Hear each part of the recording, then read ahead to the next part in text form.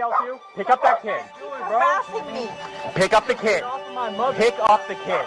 Bro, she's holding on to the baby. Yeah, so let go. Will you call her? Go ahead and call. Take the baby, please. You're under arrest, Danny. Stop resisting.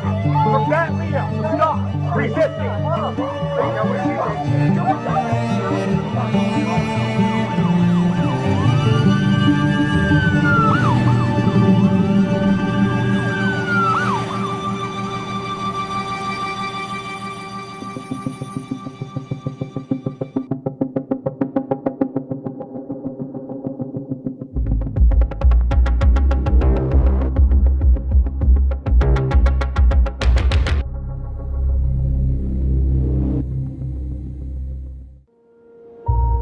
On September 18, 2018, Pasco County, Florida resident Tammy Hallman was forcefully removed from her home after years of being harassed by the Pasco County Sheriff's Office. It all started when my son got in trouble. The police just started coming to our house multiple times a day, harassing us, and just, it was ridiculous, to the point where nobody wanted to even be at their own home. It was a very scary feeling. It was really uneasy. It interrupted our lives.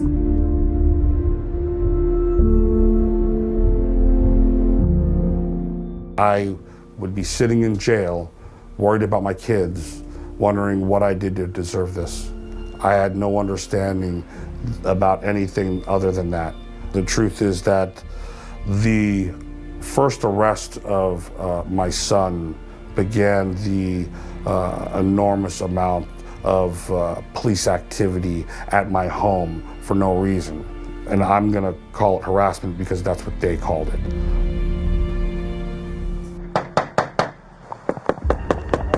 Come on, man.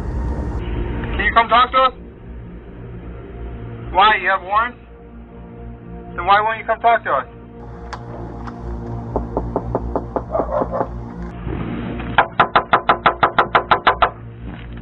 Sorry to freak you out. We were just looking for, is Delana here? Hello, is Bobby here? Tyler, open the door, man. We're just coming to check up on you because I want to talk to you in a while. I'm Corporal O'Haight. I'm the one who spoke to you on the phone. Yeah. Anthony here? No, he's not. He's not here. Is he hanging out with some friends? In 2011, 35-year-old Chris Nacco was appointed sheriff of Pasco County. Sheriff Nacco set out to reimagine policing in Pasco County by adopting a controversial model of policing called predictive policing that was designed to stop crime before it even happened. Messing around with an aggressive sheriff, Sheriff Nacco is not playing these games. One of Nacco's squads, known as the Strategic Targeted Area Response Team, set out into their community with various lists of names, harassing residents they suspected might commit unspecified future crimes, along with their family members.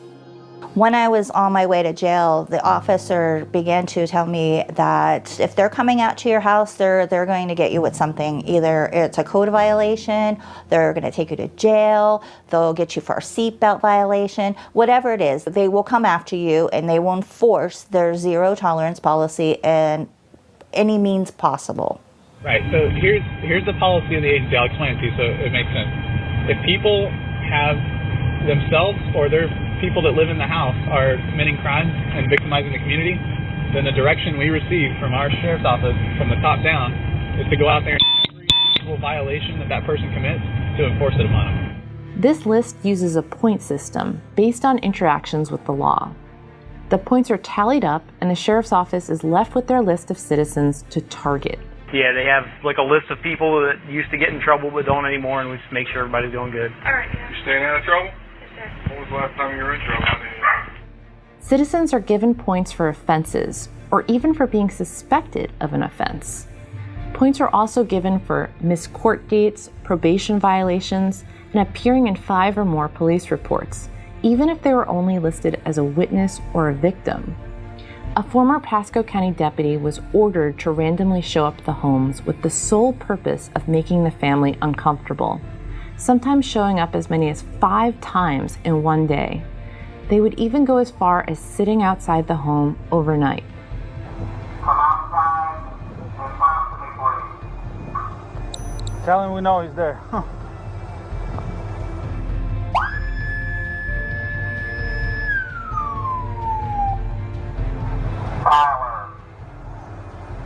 Tyler, come outside.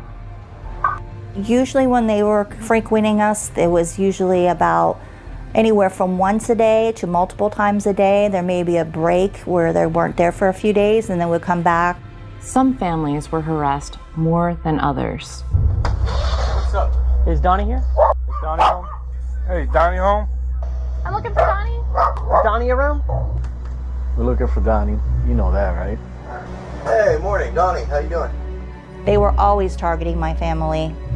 Otherwise, they wouldn't have been here several times a day or multiple times a week. We were definitely being targeted. Absolutely, definitely.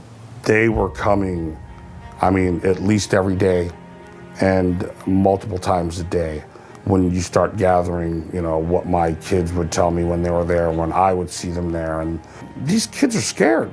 All they've seen is these guys take their brother to jail, their dad to jail. They've yelled at their mother that they're going to take her to jail, and now they're yelling at them. Come to the door, talk to us. Whenever we run out and try to bring back dinner or something, the kids are getting bangs on the door, and these officers are wanting to talk to my kids too.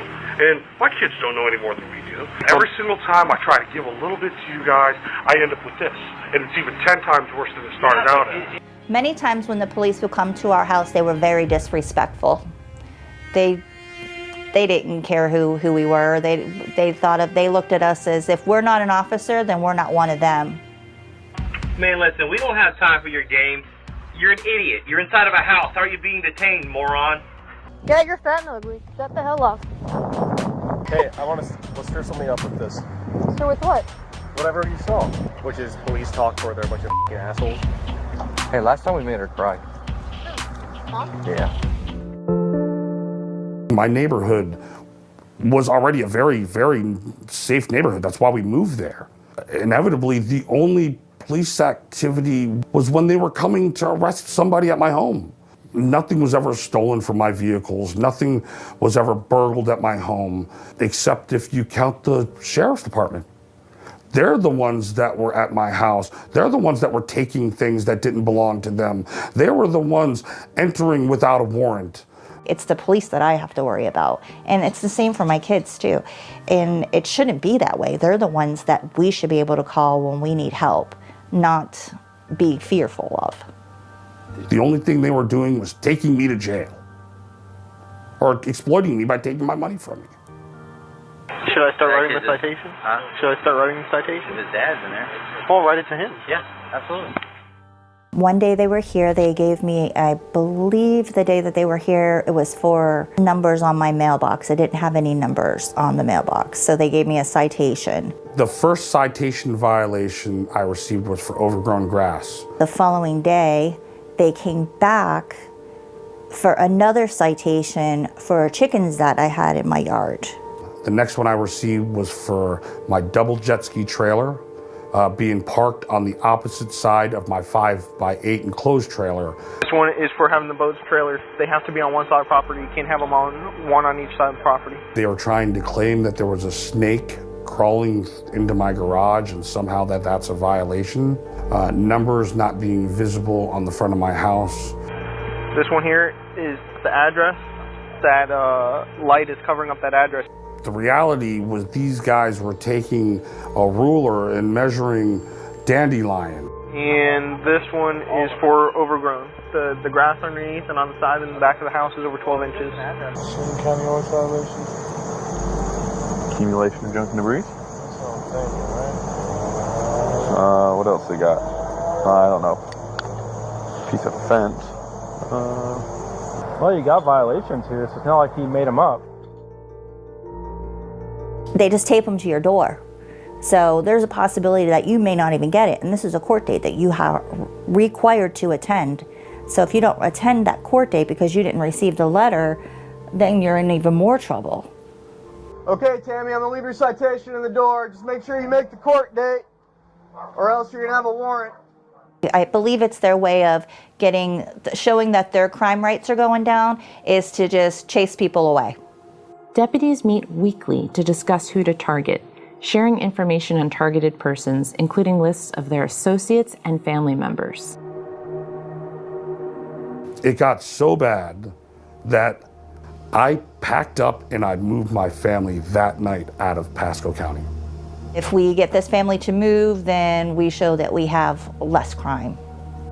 At the end of each year, deputies are rewarded for their harassment. Other deputies boasted in their performance reviews that their harassment succeeded in getting a target's family member evicted from her home. Every single time the Pasco County Sheriff's Department arrested me, they dropped every charge because there was no evidence. In 2021, 4 plaintiffs, including Tammy and Robert, sued to challenge the sheriff's program. I know that if nobody stops them, they're going to continue to do this to other people. I got put on some secret list to be targeted because the truth is they wanted me out of the neighborhood. I'm hoping to get out of this lawsuit justice. I want the policy to end. Nobody should be going through this. And I guess in a way this, without being a lawyer, is the way I can contribute. And I think that's my job. This should never have taken place in the first place. This is a horrible policy. This is against everyone's rights, and it's just disgusting. If this intelligence-led policing program was so great, then I'd like to find one person it helped. NACO's program violates the Fourth Amendment right to be secure from unreasonable searches and seizures. Pasco's Sheriff's Office does not give notice to targeted people or their parents that they've been placed on a list, or the opportunity to try to get off that list.